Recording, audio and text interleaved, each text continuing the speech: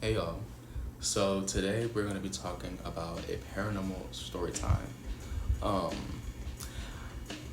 I don't know, some people tell me to not tell these stories. Like it feels like every single time I tell a story like this, something happens to where I end up not finishing the story or the story can't upload or something like that. But I actually do have one of my most traumatizing stories. Actually, I filmed it on YouTube. It should be like a few videos down. I deleted a lot of videos on YouTube, so it's only like 5 videos I have. Um, so this one, I'm gonna be telling two different stories because it's like the only stories in my whole experience with paranormal since a baby till now, where this was like a one and done thing. Like it didn't happen again. Well, like seeing people walking by, hearing stuff, seeing shadows, orbs, all that. Like that was part of my everyday.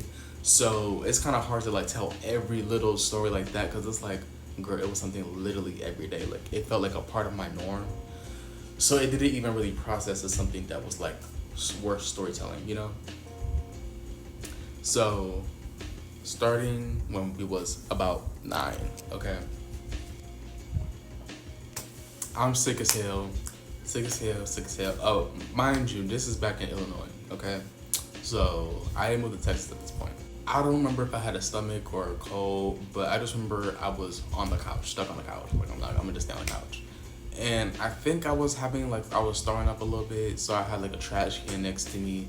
I was just in there sick, and so when I used to be like sick like that, because I also at the time had really bad asthma, and because I mean I'm just a kid, so of course my mom's just being a mom.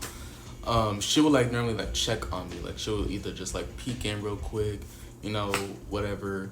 But I wasn't like that sick, you know, so it wasn't like that big of a deal.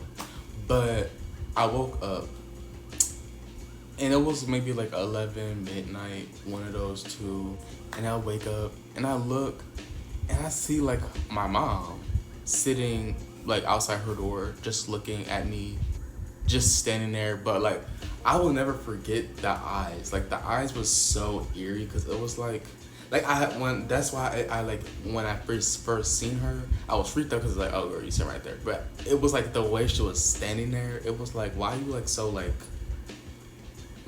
I don't know, like he was like looking through me in a way. So I'm like, yes.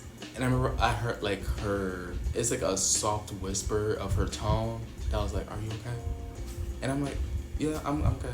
Like I just woke up, and she's just standing there, and like, okay, slowly starts disappearing, gone, and I'm like, I know, like I didn't make it up. I did it. I'm telling y'all, every single time I tell something, bitch. Anyways, I don't know what that was. So I was like, okay.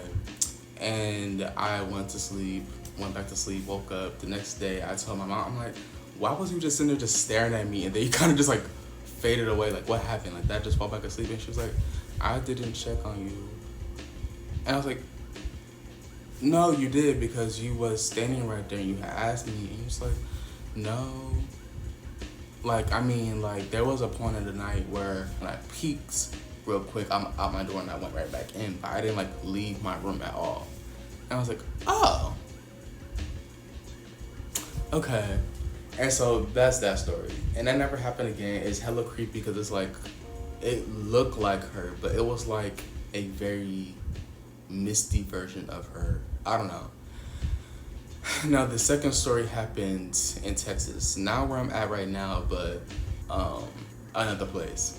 And this happened really randomly because when I first moved here, you know, it was like a new set of spirits and shit like that. But it was like these like they seem cool, like they don't seem like they're bothering anybody. It's just like one of those things where it's like residual energy, like they're just there, like they're not bothering nobody, they're just existing. Because you know, back in Illinois, there was a lot more, you know, malevolent things around. But that story again, I told a sneak peek of that um,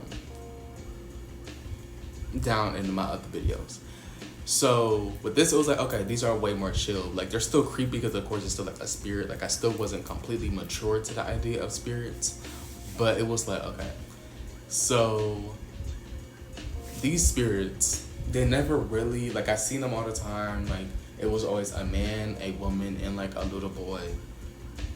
Like couldn't been older than 11.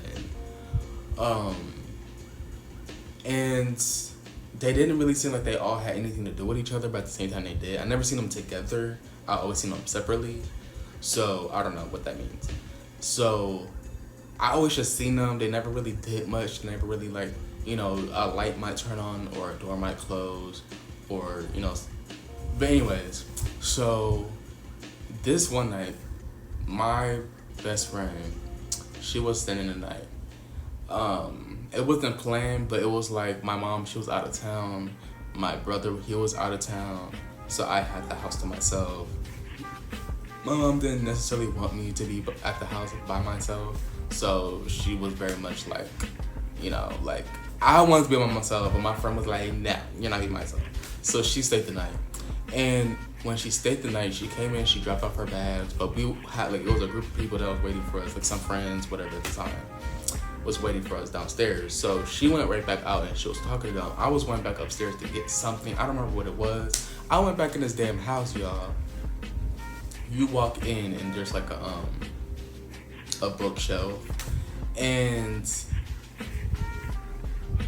I'm walking to my room. I get what I need to get, but as I'm walking in, I feel something. Now, keep in mind you, when I used to feel spirits, like even to this day, like I could feel it in my mind's eye. Like I could feel it. Like I feel that energy, that vibration, and I could like kind of feel where it's at, and I feel it behind me, cause like the bookshelf is behind me at this point. I'm walking to my room, so I could feel something behind me, and this is not a feeling I was feeling every day in that place in Texas, cause I just didn't feel it all the time. So when I felt it was like, okay. And now keep in mind, like I might have been scaring myself because I was letting my best friend know, because we used to always, because her house was haunted too.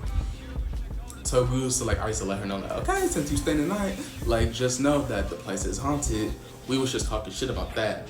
And so when I walked into my room, I grabbed my thing, I'm walking towards the door, hella books flew off this bookshelf, like flew, like didn't like fall, trickle over, full on took flight, took off. And I'm like, oh, like I've never seen, like that's never happened. Like I've seen many spirits, never seen no shit like that. So I'm like, I want to run because they're probably gonna lock the door, or it's gonna be some spooky shit where it's like, cause I've had an experience where that happened when I had to run and something happened. Again, go back to that story time. So I just calmly walk out, act like I didn't even see nothing. I keep it pushing. I run downstairs once I get out the house. I tell her, we go back upstairs eventually, like hella hours later. And she sees a man in the shower. We seeing hella shit. And we just stayed in the room. He was like, let's just stay in the room because this is feeling like a whole new energy. Probably based off shit you brought. So I don't know, get out. Not just like, but yeah, that's pretty much the end of that. More stories to come, maybe.